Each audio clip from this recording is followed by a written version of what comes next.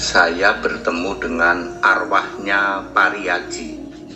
Lalu dia bilang begini, "Pak Pendeta Henry Tan, tolong saya dibantu, tolong saya dilepaskan dari siksaan ini. Saya panas sekali, saya sakit sekali, saya menderita kesakitan."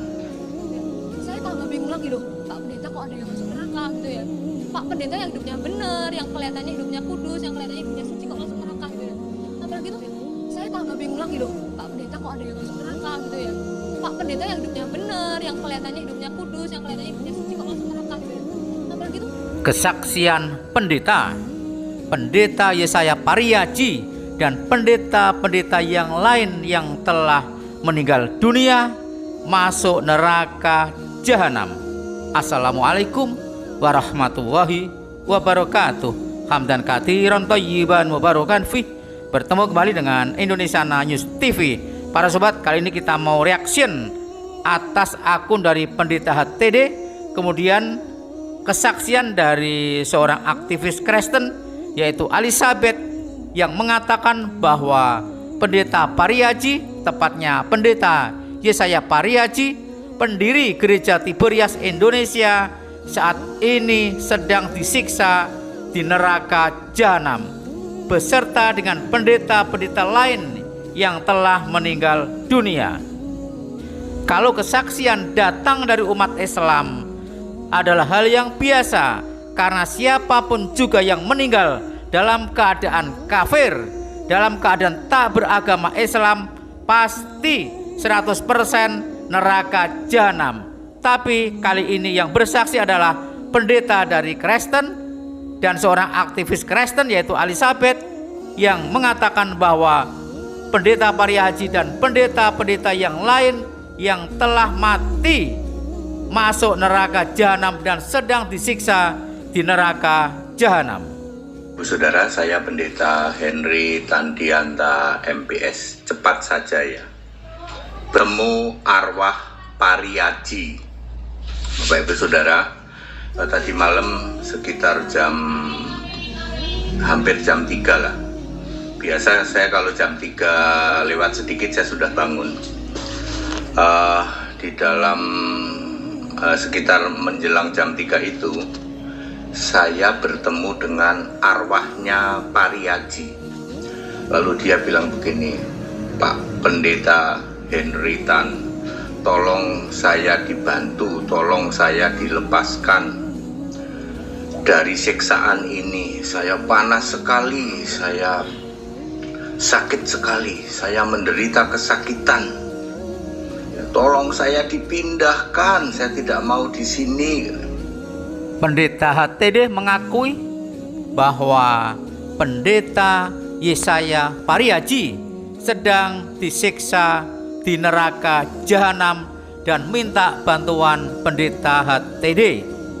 Di dalam suasana penyiksaan diceritakan Pendeta Yesaya Pariaji sedang disiksa, badannya panas, sakitnya minta ampun, dan menderita lahir batin, bahkan tolong dan minta tolong agar segera dilepaskan dari tempat itu, agar segera dipindahkan dari neraka jahanam itu.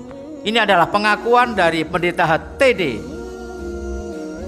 Bagi kita umat Islam sangat wajar dan pantas apabila Pendeta Yesaya Pariaji ini masuk neraka jahanam karena meninggal dalam keadaan kekafiran, dalam keadaan tidak beriman pada Allah SWT, Sang Pencipta manusia. Tapi Pendeta Pariaji justru menyembah manusia. Yang luar biasa adalah pengakuan datangnya justru dari orang Kristen sendiri, dari Pendeta HTD yang sangat gamblang mengatakan Pendeta Pariaji atau Yesaya Pariaji minta tolong untuk segera dilepaskan, dipindahkan dari tempat siksaan tersebut. makin gelap. Jadi di situ tuh banyak iblis yang bilang gini, Pak Pendeta, ayo khotbah Pak Pendeta, kamu kan di dunia ini khotbah, kenapa di sini enggak, bilang gitu ya. Saya tambah bingung lagi loh, Pak Pendeta kok ada yang masuk neraka gitu ya. Pak Pendeta yang hidupnya benar, yang kelihatannya hidupnya kudus, yang kelihatannya hidupnya suci kok masuk neraka gitu ya. Apalagi itu saya yang biasa-biasa aja, saya bilang gitu ya. Tuhan bilang gini, pendeta enggak bisa jalanin firman, mungkin dia rajin ngabarin firman Tuhan, mungkin rajin memberitakan firman Tuhan, tapi dia sendiri enggak bisa jalanin gitu ya. Mungkin dia sendiri nggak ngerti apa yang dia berbuat di tempat lain gitu ya. Mungkin di atas mimbar bilang kudus, tapi di tempat lain punya simpenan, mungkin gelapin uang gitu ya. Nanti masuknya ke situ, neraka yang paling gelap ya. Jadi ketika pendeta itu berusaha keluar, terus disobek mulutnya, di mukanya dicakar gitu ya, sampai muka itu nggak berbentuk gitu ya. Dan itu darah terus ngalir terus ya. Dan kemudian normal seperti sedia kala. Terus kemudian dikerjain lagi habis-habisan, disobek mulutnya, mukanya dicakar-cakar gitu ya, dan itu tidak ada habis-habisnya gitu, tidak ada berhenti-berhentinya gitu ya, dan itu terus berlangsung berulang-ulang gitu ya. Dan di situ tuh pendeta-pendeta juga teriak-teriak gitu ya, minta ampun, minta tolong Tuhan, ampuni saya Tuhan, ampuni saya Tuhan, ampuni dosa saya Tuhan. Tetapi itu semua udah terlambat gitu ya. Ketika orang-orang itu udah ada di neraka, pengampunan itu udah terlambat, kesempatan itu sudah tidak ada lagi gitu ya. Dan saya tanya sama Tuhan, kenapa mereka bisa masuk neraka gitu ya. Dan Tuhan bilang ini, setiap kita yang diberi anggota tubuh lengkap gitu ya, yang diberi anggota tubuh gitu ya, harus mempertanggungjawabkan setiap bagian anggota tubuh kita. Jadi Tuhan menciptakan tangan untuk menyembah Tuhan, untuk memuliakan Tuhan. Tetapi kalau misalnya kita gunakan untuk kita mukul, membunuh, itu sudah tidak berkenan di hadapan Tuhan gitu ya. Setiap kita mempertanggungjawabkan. Kesaksian dari aktivis Kristen ini, Elizabeth, sangat-sangat menarik dan seirama dengan kesaksian dari pendeta HTD yang mengatakan banyak sekali pendeta-pendeta yang direbus, disiksa di neraka jahanam, disiksa, dirobek mulutnya, kemudian teriak-teriak kepanasan, lalu setelah kesakitan dikembalikan mulutnya, disiksa lagi, kepanasan lagi, disiksa lagi, dirobek lagi, begitu berulang-ulang. Siksa yang amat sadis diterima banyak sekali pendeta. Bahkan kesaksian dari ibu ini juga mengatakan bahwa kaki akan bertanggung jawab di dunia ini. Dipakai apa kakinya, tangannya dipakai apa, matanya dipakai apa, anggota tubuh yang lain harus mempertanggungjawabkan masing-masing. Luar biasa kesaksian dari ibu ini. Pertanyaannya adalah, di manakah penebusan dosanya? Bukankah di ajaran Kristen dan Katolik diajarkan penebusan dosa?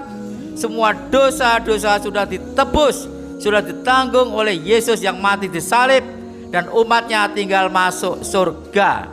Ternyata menurut kesaksian dari pendeta HTD dan aktivis Kristen ini, tak ada penebusan dosa. Justru neraka jahanam dipenuhi oleh para pendeta. Mudah-mudahan OTN Indonesia bisa mengambil pelajaran dari kisah ini dan segera bertaubat, mengikuti ajaran Yesus yang sesungguhnya, yaitu Yesus menyembah Allah yang Esa. Yesus menyembah Tuhannya, Allah Subhanahu wa Ta'ala. Mohon maaf jika ada yang salah. Wassalamualaikum warahmatullahi wabarakatuh.